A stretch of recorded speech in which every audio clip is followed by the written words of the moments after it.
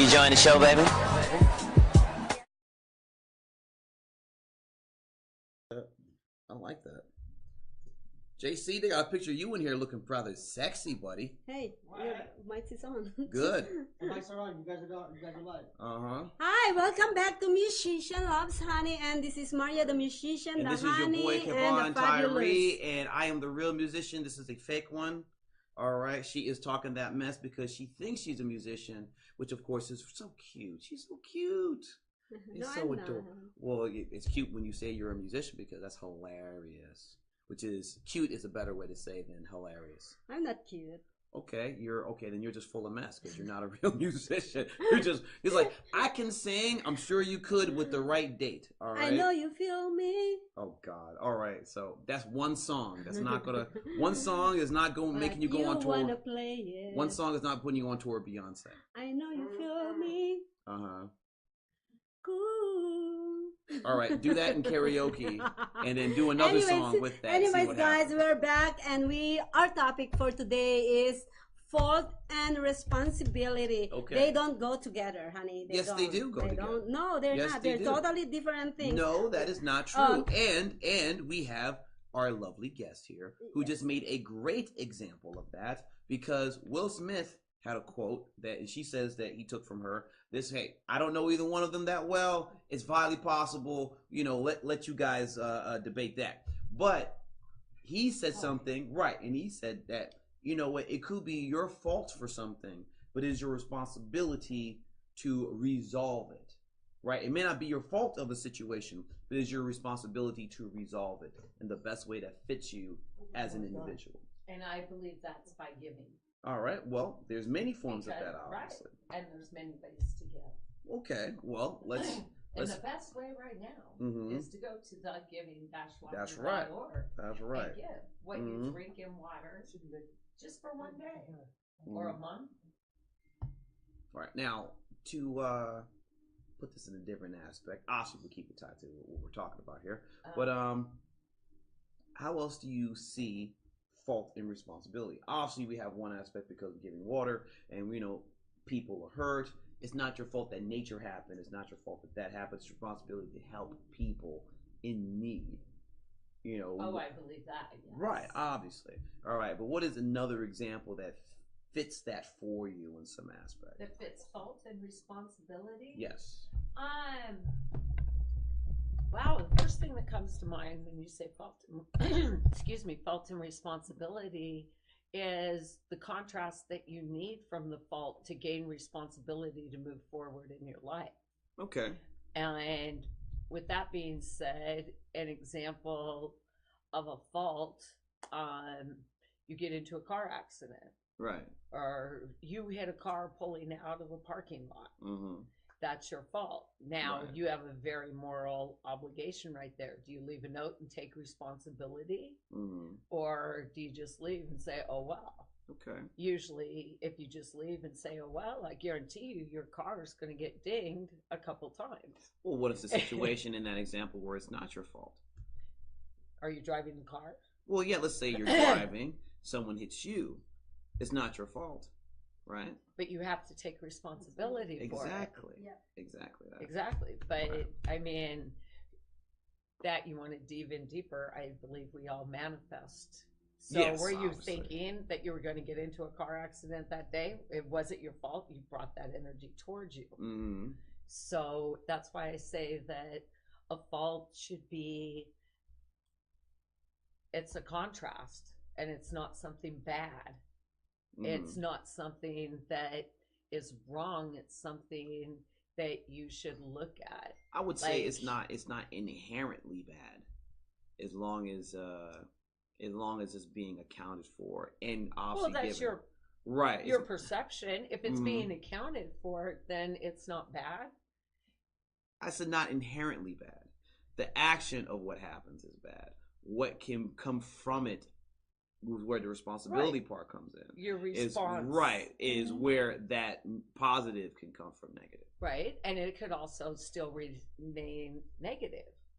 It could, And depending on the situation. It could, your depending on the response- situation and your outlook. But yeah, when we're talking to the negative part is my input onto this fault and responsibility is let's say for example I'll make this really simple. So That'd be new. anyways, so let's say especially at workplace, right? Okay. When a person actually sees something spilled on the floor, right? Right. Okay. Or an employee, Yeah. Right. and this is her job is not to clean floors. Right. Yeah, and a lot of people like, oh, you know what? That's not my fault. So And they it's walk not away. my job. Yeah, it's not my job. That's not my fault. They walk away. And you know, instead of looking on somebody's fault or whose responsibility is with that, why don't you just actually step up and take the responsibility? Don't look on. See, this is my input for responsibility and fault is when you take the responsibility, you're a leader. You are actually a doer. You're not, you're active. You're not stagnant. Exactly. Don't even look on whose fault it is. No matter whose fault, if you take the responsibility, that will wash away. Right. And you pick it up, clean it up, and your path is clear to move forward. Otherwise, you're thinking, oh, should I have done that? Or, that's, I think, the worst feeling is when you feel like you should have helped somebody. And this is the real fault and responsibility. Yes. This is, if you want to break it down for me. Now, there's this an interesting is the thing to main that. fault because at this lady, I'll be very honest here. Okay. There was this lady at the airport with 2 kids, and she was crying and visibly very upset about something. And I did not take the time to find out what it was and help that problem. And to this day, obviously years later, it still bothers me. And that, I think, is what you're talking about with fault and responsibility. That wasn't my fault, but I didn't take any responsibility, so now it becomes my fault. Yeah, but there's an interesting thing to that. That's from my heart. I understand, and that's very obviously that's very empathetic of you, and obviously very, very sensitive of you, and very caring of you. But the flip side of that is a lot of people would say, and we'll even put this on another tangent, when people talk about obviously with your water and the giving water, because a lot of people that are homeless out there. A lot of people that have no homes, a lot of people that are, just trying to make ends meet to try to get their lives together. Which also your company would be great for, as well as for the farmers and people that are been washed away and, now have the national disasters. A lot of people in town and all around the country ignore those people. Now, is it their fault that they're homeless? No. Could you say it is their responsibility to help them in some form? No. Yeah. No. But see, that's the debate.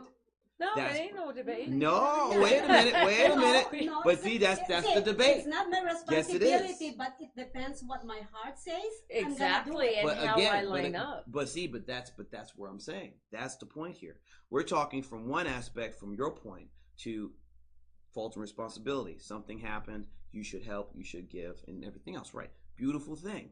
But what my point is obviously there are lines to where people feel that comfort zone is, and that can be seen as the negative, because if it's seen in one instance, it should parlay into other things as well that could denote the same value of giving.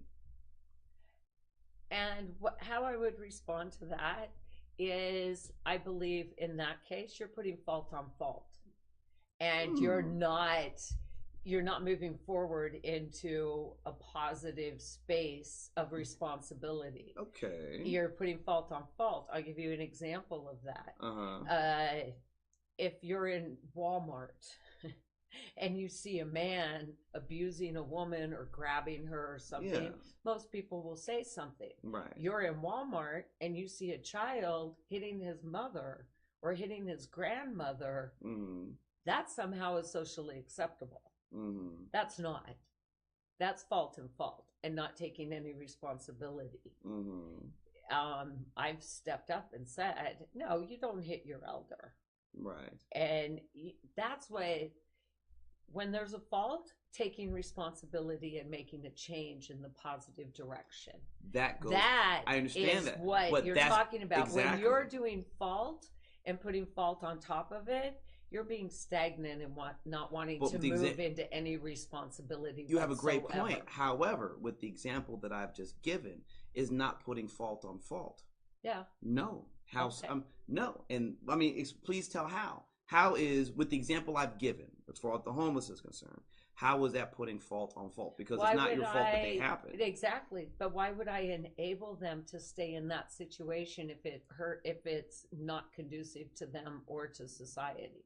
But that's what I'm saying. So I'm saying, should you help them to if they ask for contribute to help? that? Yes, exactly. If they ask for help and your heart says, help that person, God speaks to you, then do it. But I've been walking down the road and there's been a homeless person that I've just wanted to help. In fact, I've passed and went and done what I'm supposed to do and then gone back and helped them because the feeling was so strong. Right. And there was a purpose and a reason for that. When I believe there's fault on fault is when you don't listen to your heart and your inner spirit and soul. And that's when you don't move forward and you become stagnant. Well, that's the interesting thing. That is why I did the giving water. I understand. And that's why I find that interesting of putting fault on fault based on an emotional, internal thing. While I agree with, I find it debatable, obviously, because there's nothing obviously wrong with giving and giving forward, and what you're obviously proposing, what you're moving forward is a beautiful thing. And everyone, please, please, please do this. Yes. Because please, obviously, go to the giving water, just like he said. Right. Yes. So Listen all of to that is man. beautiful. All right. My debate about it is this. And Not I'm the giving water, the debate about the well, conversation. hey, but look, obviously, we're not debating that it gives. No, and the giving debate. feels good. We're not debating Let's the just giving. be very clear on No, that. we're not debating the giving. The giving everyone should do in some form or fashion, and giving the water is obviously something. Even if you just gave a liter or a quart, you know what I mean, or even just little bottles like this big, and you gave like 5 of those, or even just one, you're still contributing to something very helpful, and that is very important for all those who are going through hardships of all types. So that is a very important thing. The debate I'm having with this is we're denoting it based on how you feel versus the responsibility, and the responsibility doesn't have any emotion. I think the responsibility does have an emotion. Does it? Because you either feel good when you're responsible or you feel bad when you're not responsible. No, because you could feel bad for being responsible, just feeling good for feeling responsible. What I'm saying is that emotion should have no frame in responsibility. It should just be responsibility, as in your duty. And your duty is to do what is right. Yes, that's what I'm asking, posing but again, you, because that has emotional value, meaning. But it gives you your response. There's a stimuli and a response to everything. So if you choose to do something good for somebody and have no emotional value attached to that, that's your choice. That's usually defined as a sociopath. But look it up. But now that's the interesting point, though. That is I a like good that. point. It's an interesting point, not a good point. An interesting point. Feelings are, if you cannot attach to a human, that's pretty much a sociopath. But that's not what I said. What I said was responsibility and emotion doesn't have to be one and the same. So you're saying if you're devoid of emotion, obviously makes you a sociopath. Obviously, I get that part. What I'm saying is responsibility doesn't necessarily need emotion for someone to be responsible for something. I think that, how old are you? I think that happens in your 20s. I think that after you turn 30, you have after your frontal lobe is developed, I think you have a good common sense of what's good, right, wrong, what makes you feel well. That's obviously not what I'm saying. You know what, I am kind of actually confused.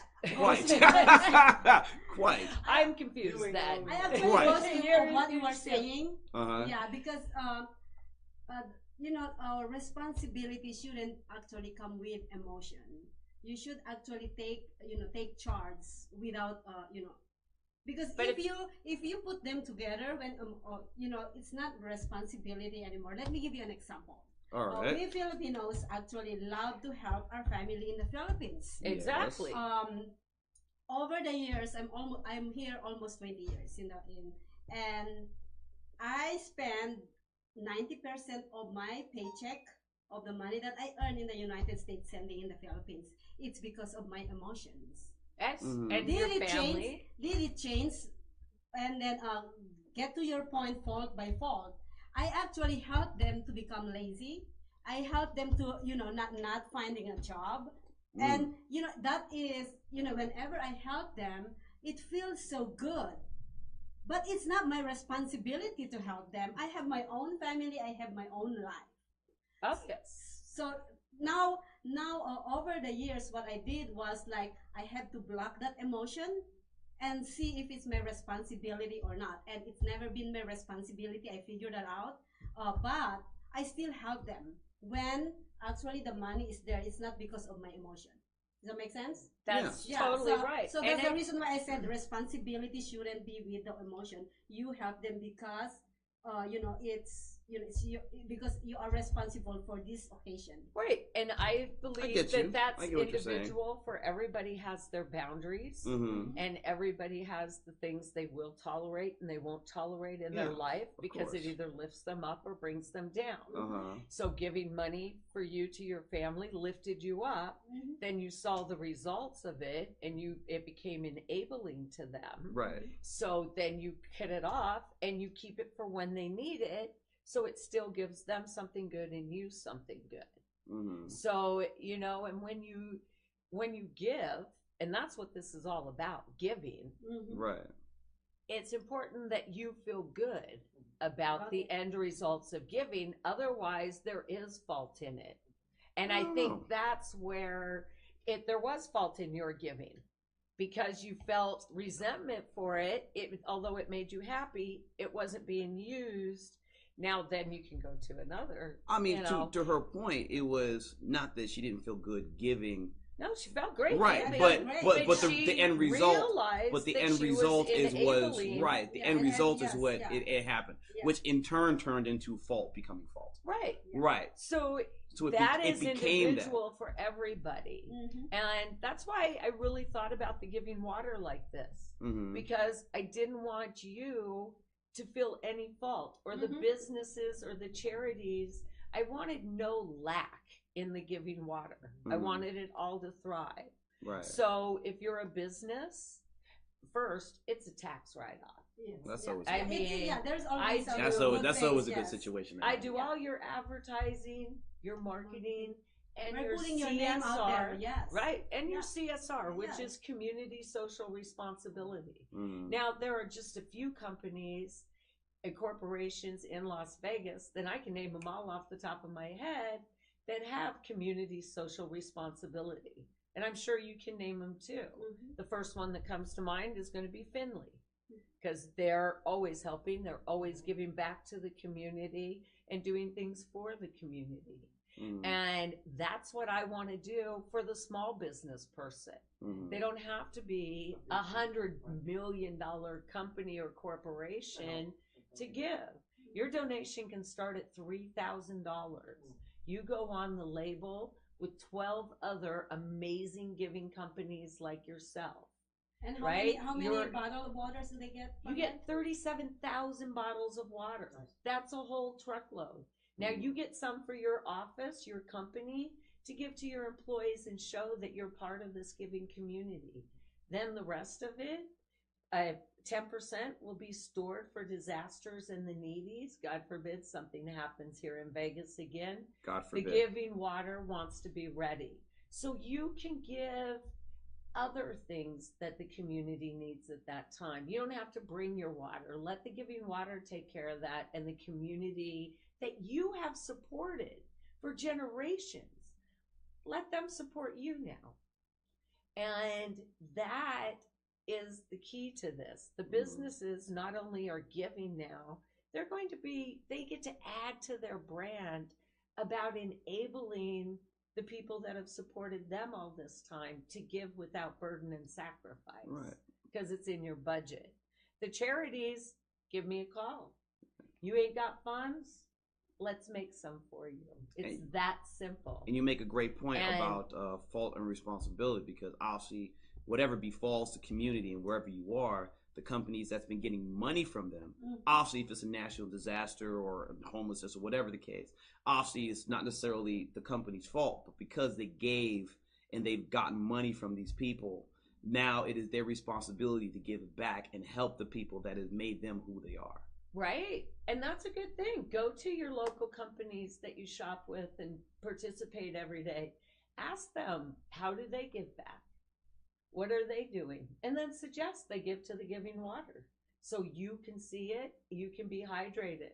Imagine taking a drink of cool water, feeling good, and then looking at the bottle, reading positive words that tell you you're amazing, and then you're going to go shopping with every company on the bottle.